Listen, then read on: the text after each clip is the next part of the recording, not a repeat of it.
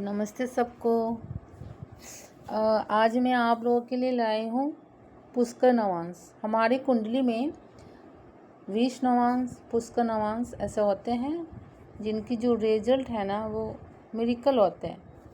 जिनकी भी ग्रह पुष्कर नवांश में चले जाए तो उनकी दशा महादशा हमारे लिए मतलब बोलते हैं ना कि सोने पे सुहागा। अगर वो ग्रह आपके लिए सही दशांत दशा में अगर आपकी ग्रह अच्छा है और वो वर्गोत्तम है, पुष्कर है और ऊपर से वर्गोत्तम भी होते हैं। हमारे कुंडली में 3 वर्गोत्तम आते हैं। तो अगर वर्गोत्तम पुष्कर नवांश या पुष्कर नवांश में ही आ जाए तो वो दशा महादशा आपके लिए बहुत कुछ दे के जाएगा जो आपने सोचा भी नहीं। तो जो लोग नेम फेम कमाते हैं ना, तो जिनकी भी कुंडली में ये पुष्कर नवांश अगर 2-3 पुष्कर नवांश में आ जाए, उसमें एक वर्गोत्तम में आ जाए या ऐसे ही पुष्कर नवांश में आ जाए तो उस दशा में आपको बहुत कुछ दे के जाता है। आपको नेम फेम दे के जाता है। आपकी बिजनेस बुलंदियों पर, अगर आप बिजनेस करते हो तो बुलंदियों पर ले जाते हैं। तो इस तरह मतलब बहुत ही अच्छे फल प्रदान करते हैं ये हमारे पुष्कर नवांश। तो हम उसको कैसे देखें? तो हमारी कुंडली में हम पुष्कर नवांश को कैसे देखें? तो हमारी जो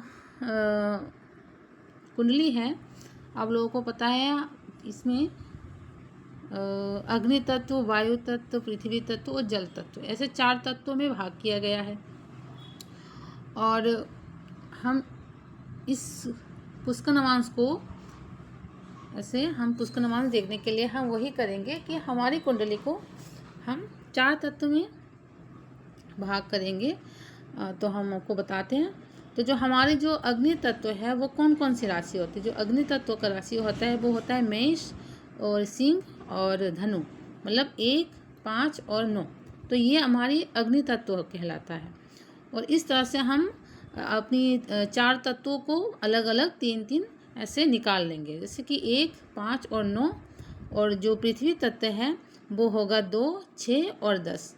और जो वायु तत्व है वो होगा 3, 7 और 11।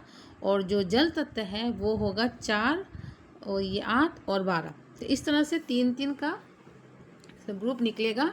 4 ऐसे हैं, अग्नि तत्व, पृथ्वी तत्व, जल तत्व और वायु तत्व। तो ये 4 तत्व निकलेगा। तो इसमें से हम देखेंगे अब आती है डिग्री वाइज। तो जिनका भी अग्नि तत्व में ना होते हैं ना, अग्नि तत्व में जैसे कि हर ग्रह में डिग्री होते हैं कि ये कौन सा डिग्री कितना डिग्री है, ये कौन सा राशि में कितना डिग्री के। तो यहाँ पे हम डिग्री लेंगे। तो अगर आपके अग्नि तत्व में जैसे कि 1, 5 और 9 ये अग्नि तत्व कहलाएगा। तो इन राशियों में अगर कोई सप्तमांश, मतलब सप्तम, और इसमें हमारे जो नौमांश है तो ये होता है, मैं नौमांश के बारे में भी कुछ बता दूं कि जो ये हमारे जो नौमांश निकलते हैं ना, ये नौमांश ये हमारा ही जो नवम भाव का ये जो हमारे नवम भाव है ना, जिसमें 11 लिखा है, नवम भाव को ऐसे 3-3 मतलब 3-20 करके इसको डिवाइड किया जाता है, जिसका नाम ही ये नौमांश होता है। ठीक है, तो 9-9 करके इसको 12 हिस्से बनाया जाता है। 3-3 करके इसमें 12 हिस्से बनाया जाता है, तो होता है नौमांश। तो हम इसका जो डिग्री है तो इसकी डिग्री वाइज ये अपनी अपनी वो भाग में चला जाता है, जैसे 3-20 करके जो भी उसकी डिग्री के हिसाब से और तत्व के हिसाब से ये डिवाइड हो जाता है। ये मैंने पहले वीडियो में बताया था कि नौमांश कैसे बनती है। तो इस तरह से ऐसे हम अग्नि तत्वों को, हर तत्व को भाग करेंगे। तो देखेंगे अगर अग्नि तत्व में जैसे कि सप्तम भाव क्या हुआ, जैसे कि 3-20 ऐसे करके 3 भाव में 10 डिग्री चले जाते हैं। तो 6 भाव में हमारा 20 डिग्री चला जाता है। इस तरह से हिसाब करेंगे तो हमारे 7 जो नौमांश आएगा। ठीक है, तो इसका मतलब है डिग्री कितना आएगा, 20 के ऊपर। तो इस तरह का तो 7 नौमांश और 9वें नौमांश में चले जाए, ओके, तो वो पुष्कर नवांश कहलाएगा। तो हमारे वो डिग्री के हिसाब से निकल आता है।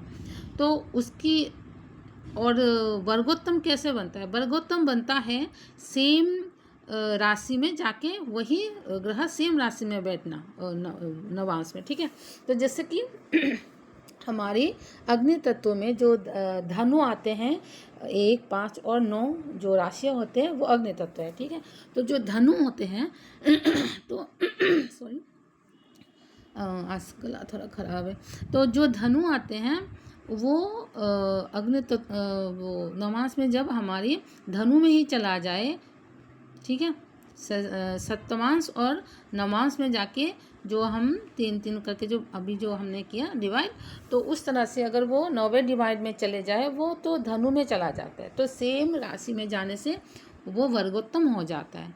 तो ऊपर से अगर कोई धनु, अगर यहाँ पे कोई धनु राशि वाला यहाँ पे जैसे कि धनु राशि में यहाँ पे जे 9, जैसे कि 9 में अगर कोई उस डिग्री में बैठे, नवांश जो डिग्री जितना भी डिग्री आएगा तो उसमें अगर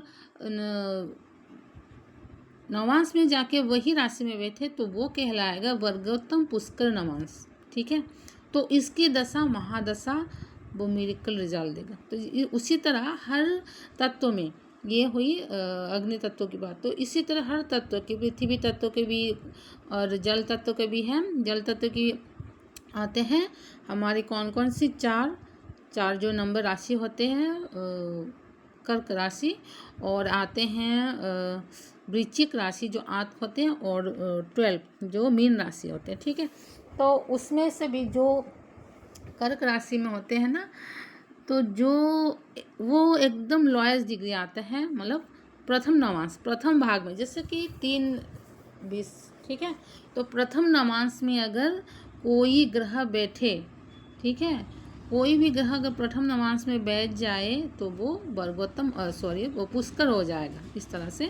तो मतलब वही नवांश में वही राशि में बैठ जाए तो वो वर्गोत्तम कहलाएगा। और वही डिग्री में अगर यहाँ पे देखो, हमारी यहाँ पे मैं बताती हूँ जो हमारा मून है ये 26, ठीक है, 26 डिग्री है, और इधर तो 1 डिग्री मतलब प्रथम नवांश में होना चाहिए, मतलब 3-4 डिग्री के नीचे होना चाहिए। तो ये पुष्कर नवांश नहीं हुआ, ठीक है। इधर यहाँ जल तत्व में है पर ये पुष्कर नवांश में नहीं हुआ, ठीक है। तो अगर पुष्कर नवांश में होते तो ये अगर ये 3 डिग्री के अंदर होते हैं तो ये पुष्कर नवांश में चले जाते हैं। तो इस तरह हम अपनी कुंडली में इसे देख सकते हैं कि कौन सा ग्रह मेरी कौन सी ग्रह पुष्कर नवांश में है। और वर्गोत्तम तो वैसे भी साइन दिख जाता है कि सेम राशि में चले जाने से यहाँ पे ये जो वर्गोत्तम का क्या बोलते कहाँ गया, वर्गोत्तम का वो आ जाता है। हाँ, यहाँ पे जो बॉक्स सिस्टम होते हैं वो दिख जाता है, वो तो दिख जाता है कि हाँ मेरी ये राशि जो है वो वर्गोत्तम है, लेकिन पुष्कर नवांश नहीं दिखती वो वैसे। और उसी तरह से 20 नवांश भी होते हैं जिनका भी 20 नवांश में वो आ जाते हैं तो उनका दशा बहुत ख़राब जाते हैं, ठीक है। तो यहाँ पर मैं 20 नवांश में ही बता दूँ, तो जो भी जल तत्व में जितने भी लास्ट जो डिग्री होते हैं, जैसे कि फर्स्ट डिग्री में हमारा पुष्कर नवांश आ जाता है, तो उसी तरह लास्ट डिग्री में इसमें 20 नवांश आ जाएगा, ठीक है। तो यहाँ पे जो मून है 26 में है, तो शायद ये 20 नवांश में चले गए, ठीक है। 26, 27, 29, 30, तो ये हो सकता है 20 नवांश में भी जाने का बहुत चांस है। तो अगर ऐसे है तो ये जो मून की दशा आएंगे तो इसमें खराब रिजल्ट देंगे, ठीक है। तो उसी तरह हमारे जो पुष्कर नवांश में जो अगर कोई ग्रह आए, अगर किसी कुंडली में 2-3 पुष्कर नवांश आ जाए तो, और हमारे दशा महादशा तो बहुत लंबे लंबे होते हैं इसमें, जैसे कि राहु का तो 18 साल हो जाते हैं, ठीक है। और सबसे छोटी जो होते हैं वो तो सन की होते हैं 6 या 8 ऐसा कुछ। तो फिर भी 6-8 साल तो अगर वही अपनी लाइफ में 6-8 साल अगर वर्गोत्तम पुष्कर नवांश वाला कोई ग्रह आ जाए तो भी क्या ही कहना। अगर मैं अपनी जब कैरियर की जब पीक में होंगी, जब मैं कुछ करना चाहूँगी, अगर उस दशा में, मतलब दशा बहुत महत्व रखते हैं इसमें हमारी कुंडली में, अगर सही टाइम पे वो मिल जाए तो मतलब क्या ही कहना। तो इस तरह से आप लोग चेक करिए कि आपकी कुंडली में भी कोई पुष्कर नवांश में कोई ग्रह है वर्गोत्तम पुष्कर मास में कोई है तो आप समझ सकते हो कि आप लकी हो। अब आम जो हम इंसान होते हैं, आप इससे थोड़ा ज़्यादा लकी हो। तो अगर ये बात आपको समझ में आई तो लाइक सब्सक्राइब ज़रूर करिएगा। Thank you.